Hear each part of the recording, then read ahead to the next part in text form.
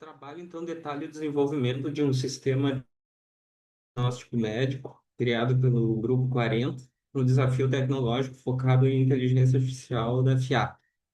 O projeto utiliza o conjunto de dados do Instituto Nacional de Doenças dos Estados Unidos, né, e fala sobre mulheres da etnia PIMA para prever a incidência de diabetes por meio de variáveis como glicose, massa corporal e histórico genético.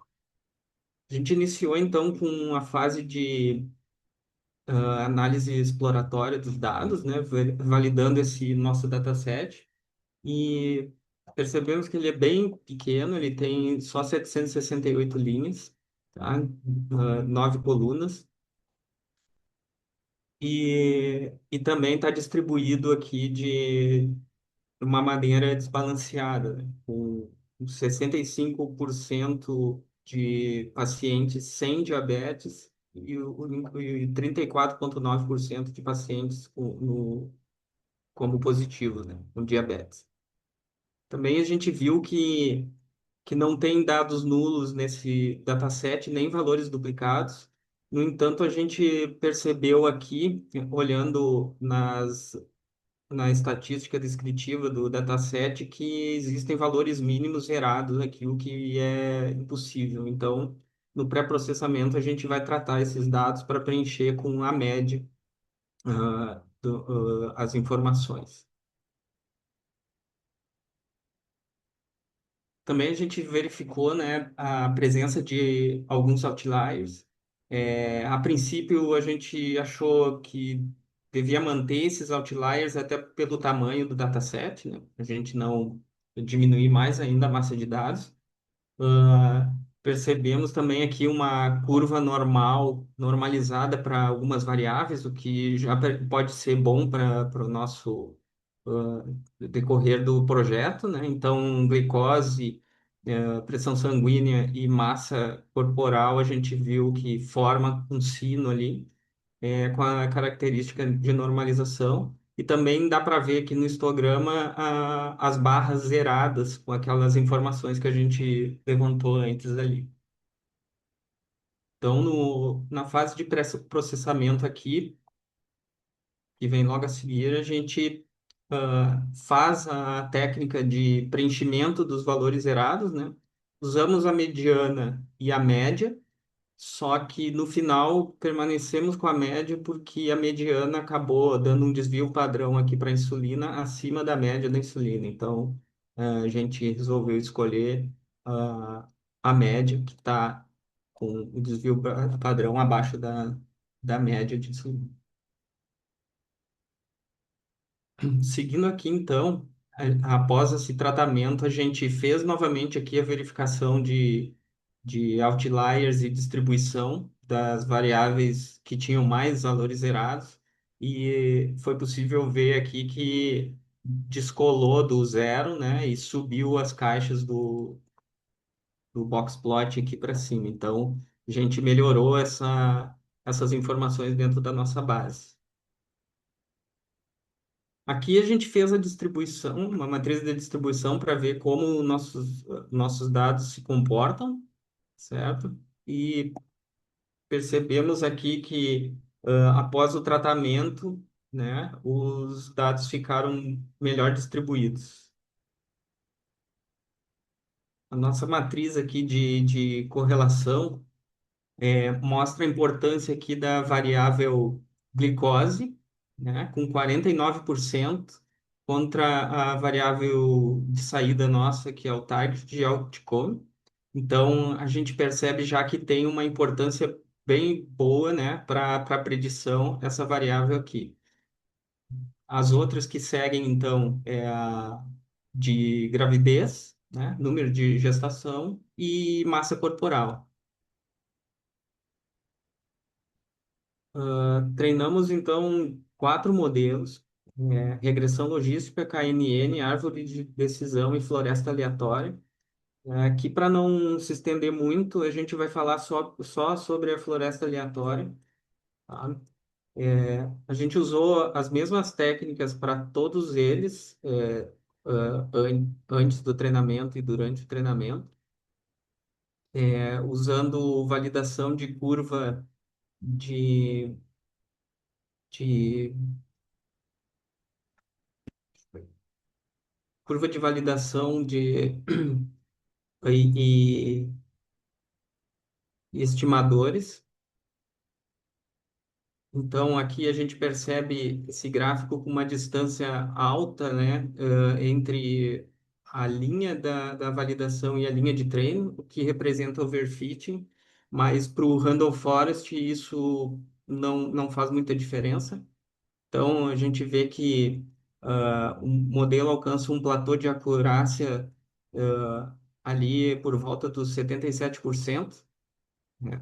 Então, mostra que adicionar mais árvores no nosso modelo não causa overfitting, apenas estabiliza a variância. Então, a gente aplicou um grid search para encontrar os nossos melhores hiperparâmetros para o treinamento do modelo. Chegamos a esse número, tá? Esses números aqui. E na sequência a gente treinou com esses melhores parâmetros. E fizemos um teste com o primeiro registro. Da mesma forma que os outros três modelos acima, o modelo errou a primeira predição, tá? O paciente não tinha diabetes, ele disse que tinha.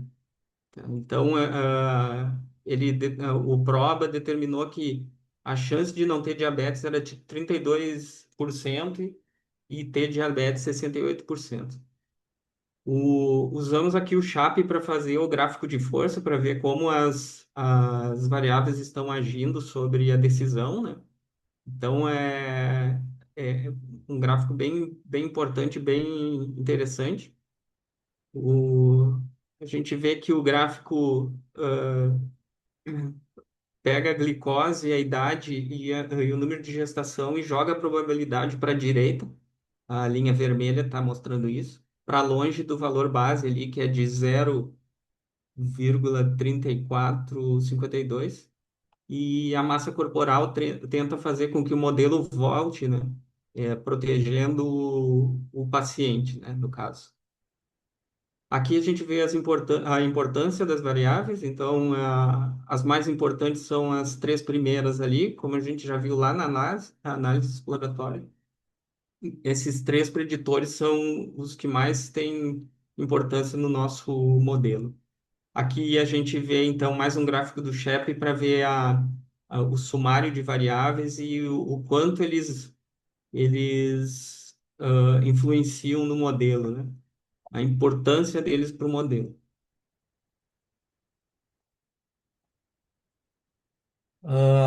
Então, aqui na avaliação dos modelos e escolha do melhor, a gente plotou as matrizes de confusão, né, validou as acurácias, os relatórios de classificação e as curvas ROC. Como a gente falou na parte de treinamento, a gente escolheu floresta aleatória já porque ele já aparentava ser o melhor de todos, né? Então aqui a gente pode ver que floresta aleatória e o KNN, eles, eles identificam corretamente 31 pacientes com diabetes, né? Verdadeiro ou positivo, aqui, e o maior número entre todos os modelos, né? Os outros estão bem abaixo disso, né? Tiveram 23 erros ao classificar doentes como saudáveis, né? Falso negativo. O mesmo número de erros tendo sido menor entre todos os modelos de saúde. Esse número precisa ser reduzido ainda mais, né? No caso da saúde, né? Então, aqui a regressão logística, a gente veio ele é um modelo conservador, classificou 17 pacientes saudáveis como diabéticos, falso positivo, né? E o árvore de decisão foi o pior, né? Que classificou aqui pacientes saudáveis como diabéticas, né?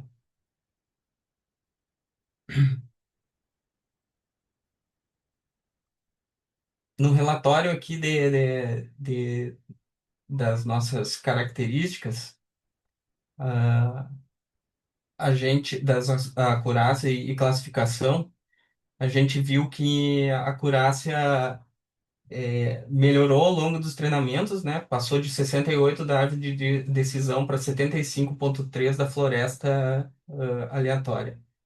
Então, a gente vê que a floresta aleatória lidera aqui com 0,67 a parte de recall e indica a capacidade de encontrar todos os casos positivos, né?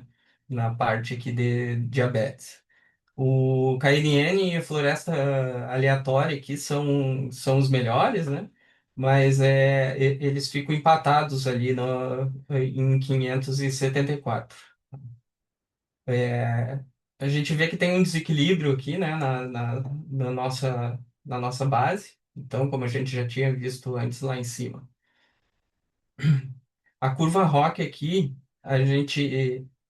na sequência, a gente fez a curva ROC e a gente percebe que o AUC aqui, então, da floresta aleatória é maior do que o dos demais, né? Ele empata com o KNN, mas a curva parece ter mostrar um desempenho melhor do nosso modelo.